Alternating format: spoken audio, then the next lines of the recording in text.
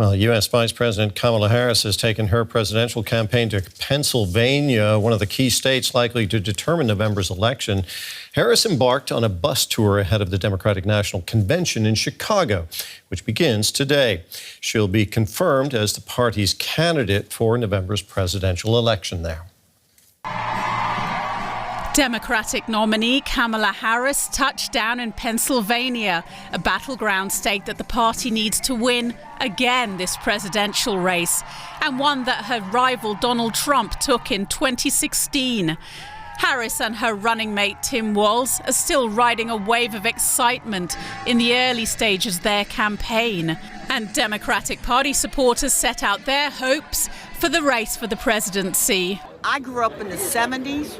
We had no rights. We were less than. We were treated differently. And to see a woman like her, who is not only a woman of color of different nationalities, rise above all the stuff that I had to go through, it's amazing. Hopefully she will be our first woman president, something that I never thought I would see in my lifetime. So this is very, very exciting. I have hope for, I have a ton of student loan debt from law school, and it's just I don't know if I'll ever pay that off, and it's nice to know that, if Harris wins, that she would hopefully look out for me. Polls suggest that Harris is attracting more women voters than her opponent, the Republican candidate Donald Trump. But the race between the two candidates is tight, especially in Pennsylvania, where Trump also held rallies over the weekend. Not gonna take it anymore, Kamala. During a series of small-scale personal events, Harris appeared to contrast her leadership style with that of her opponent. And that, frankly, over the last several years, there's been this kind of perversion that has taken place, I think, which is to suggest that the measure of the strength of a leader is based on who you beat down, when what we know is the real and true measure of the strength of a leader is based on who you lift up. That's what we see as strength. We know what strength looks like. But as Harris lands in Chicago for the Democratic National Convention, pro-Palestinian demonstrators are there too, unhappy with the way President Biden has continued to support Israel in its war in Gaza. The Biden-Harris administration has faced widespread protests in the U.S. over its support for Israel and its handling of the war in Gaza. At the height of the demonstrations, many Arab Americans said they would refuse to help re-elect President Biden. But now that Harris is the presumptive nominee, she's hoping to win back their vote. DW's Washington Bureau Chief Ines Pohl visited an Arab American community in the swing state of Michigan, where a few thousand votes could determine the outcome of the election. These sweets offer a taste of shared tradition for the Arab American community here. Food is the most passionate thing that you can offer to people. Khadar Masri runs Masri Sweets, one of the most popular bakeries in Dearborn, Michigan, founded more than 30 years ago. With many of his 25 employees having roots and family in the Middle East, the war in Gaza is very present in daily conversations. Of course, it angers us, just like it upset the Ukrainian from being invaded by the Russians. When Biden was running, I was gonna hold back. I'm not electing this year. His overall view about supplying and supporting the killing of innocent, decent people. When Kamala came into the picture, that it changes the vision and it changes the hope. So I will vote for her. His customers, however, have mixed feelings about the Democratic presidential candidate. She thinks she got the community behind her, but I doubt that. She has to do more so the community can trust them. I'm reserving the right to decide once they go through the debate that they're going to have. Dearborn, Michigan, has become the largest city with an Arab majority in the US, with around 55% of its population claiming Middle Eastern or North African roots. Though the Arab American community is both Muslim and Christian, the Islamic Center draws a huge crowd for Friday prayer. It is an Orthodox mosque where men and women worship in separate areas. There are Muslim brothers out there, so of course they're always in our prayers, and I'm originally from Lebanon, so they're our neighbors. Sufyan Napan, the executive director of the Islamic Center, knows the community well. The community is very sad and very mad.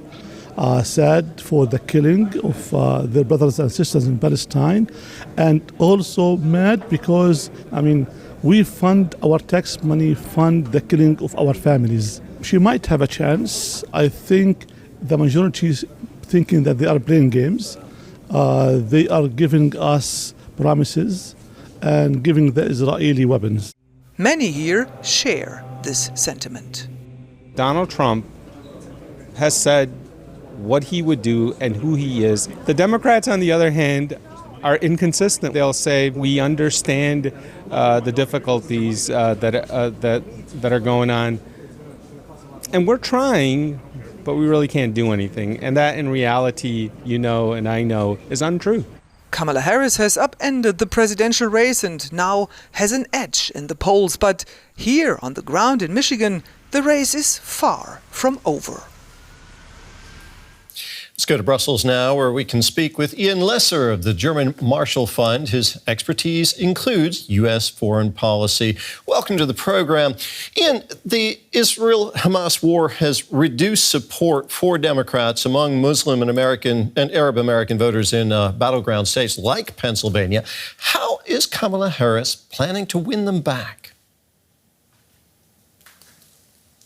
Well, it's good to be with you. This is a very important issue. It's a very important week, obviously, for the Democratic Party. And I think there's great concern that this doesn't become an extremely disruptive issue for the Democrats as they're seeking to win over undecided voters, including, of course, Arab Americans and Muslim Americans. And there are many concentrated in some key swing states that are in play. In some ways, and I think this comes out in your story, the vice president is well placed to win back some, at least, of these voters who might have been undecided or simply stood on the sidelines. And there are also, of course, younger progressives in the Democratic Party who are very, very concerned about this. And so these are key constituencies. Normally, of course, in American politics, foreign policy may not matter that much, but it's so close this year that it can make a difference.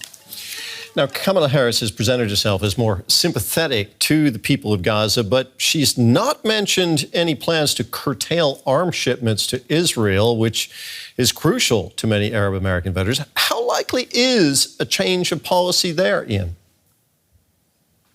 Well, I think a radical change is not likely at all. The center of gravity in American foreign policy and even politics around this is still strong support for Israel. Obviously, this is very clear in the Trump campaign, but it's also been clear in the Biden administration's policy. So the scope for doing something different, indeed the willingness probably to do something radically different, is not great. That said, I do think the vice president in subtle ways has a different view of this issue, and that may be enough to make a difference.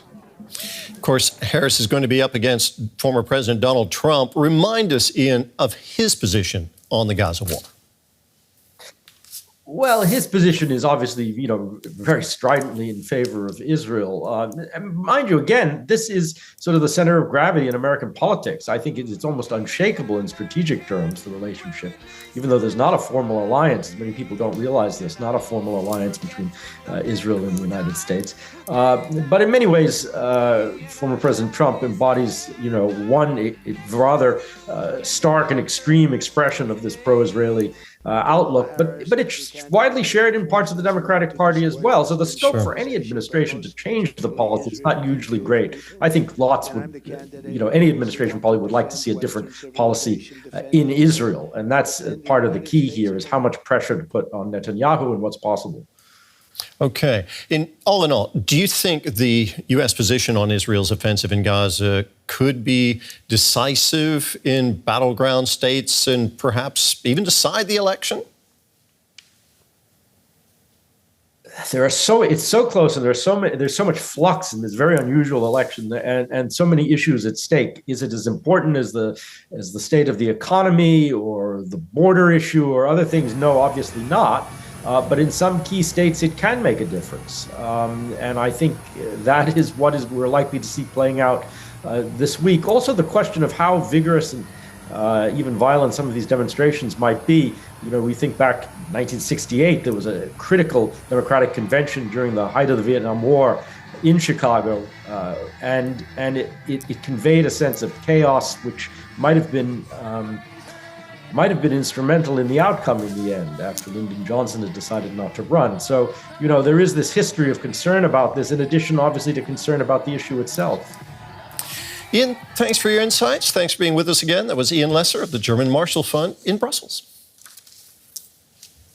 Good to be with you.